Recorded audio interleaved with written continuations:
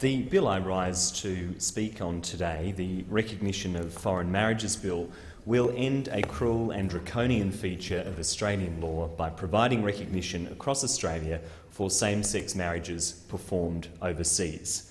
We currently have a situation where overseas same-sex marriages are recognised in New South Wales, in Queensland and Victoria and Tasmania, but not in other states. Not in my home state of South Australia, that lags well behind, as does the state of Western Australia and the Territories. And so we do have to remedy this complex web of relationship laws so that married couples receive the acknowledgement that they deserve. Recognition should not stop at state borders. We need to have a uniform approach to these issues and these questions of human rights. And the consequences of this Parliament failing to show leadership on this issue are heartbreaking and became all too clear with the distressing case of Mario Bulmarizi in Adelaide a few weeks ago. It was appalling that Mr Bulmarizi was not recognised as the next of kin following the death of his husband in South Australia last month. He and his husband David were on their honeymoon and visiting friends in Adelaide. I'm deeply concerned that a grieving husband was treated in this way and had to go through the pain of reading "never married" on his husband's death certificate. He had to go through the pain of reading "never married" on his husband's death certificate. How traumatising that decisions concerning his husband's death had to be directed to his father-in-law. In the Australian government's eyes, he was not recognised, despite having been legitimately married and married his husband overseas.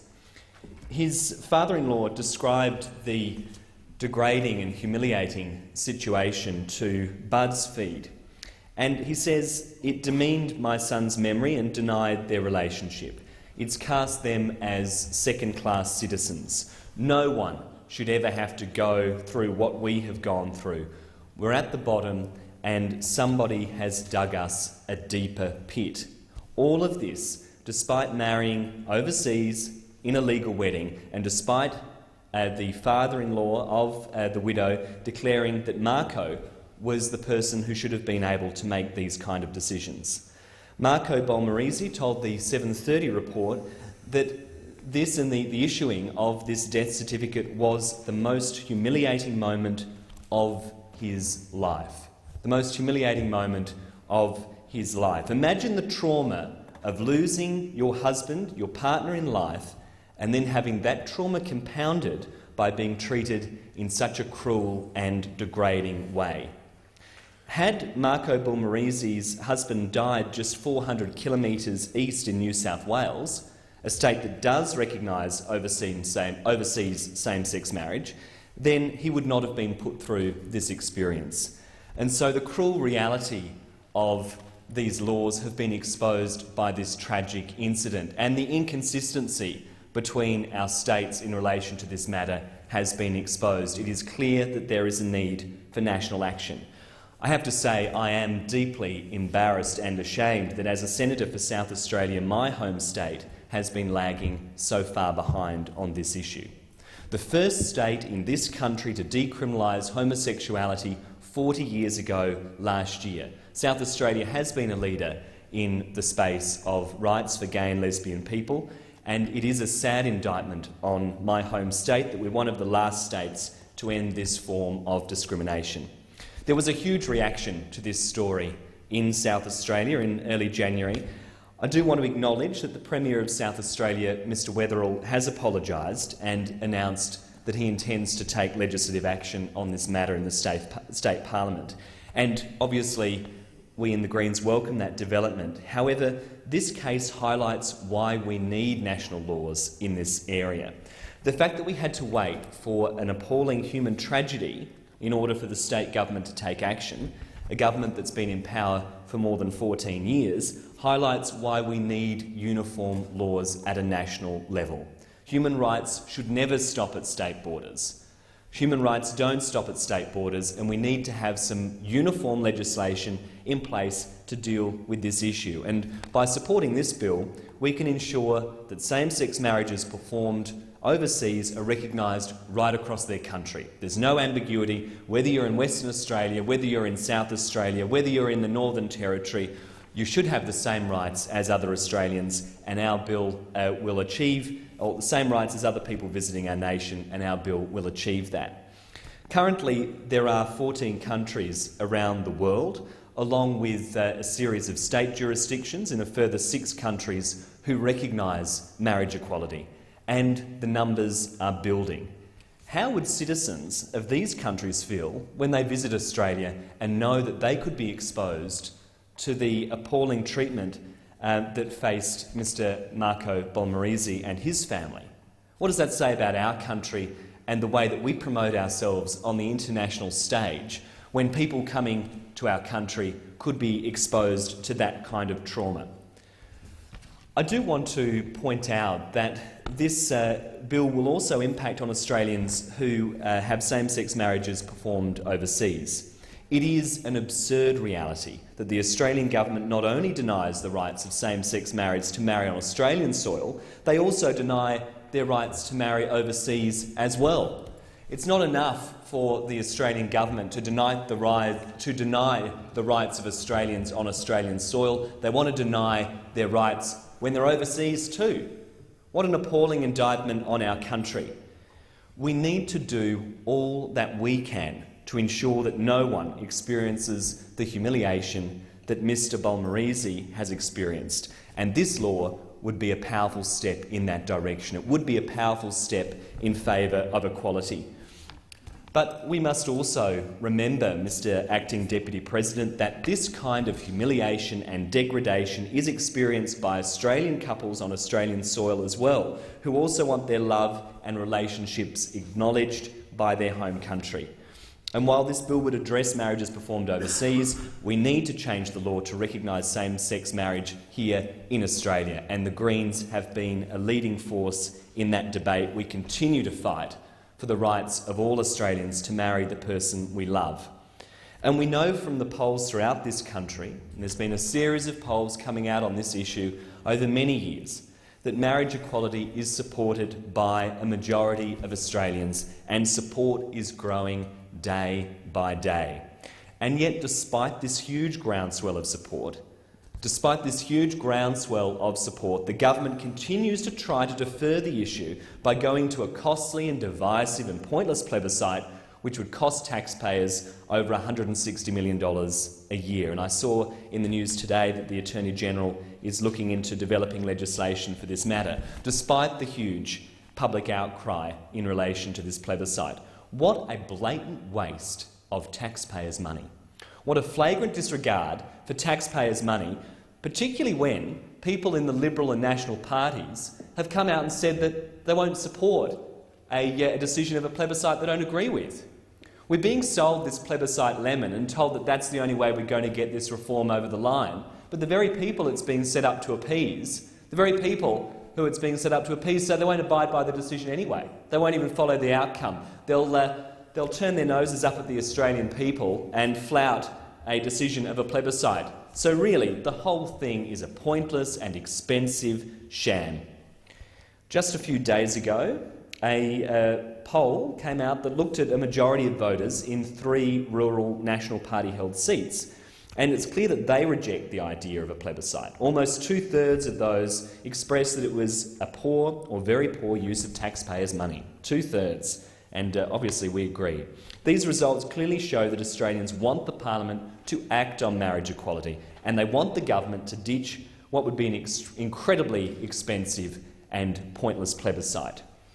We're at a unique point in this debate in marriage equality. We're in a unique point. Actually, it's the first time we've been at this point in this debate where we have the numbers in the federal parliament of people who support marriage equality, but we also have the leaders of the 3 major political parties in this parliament who support marriage equality.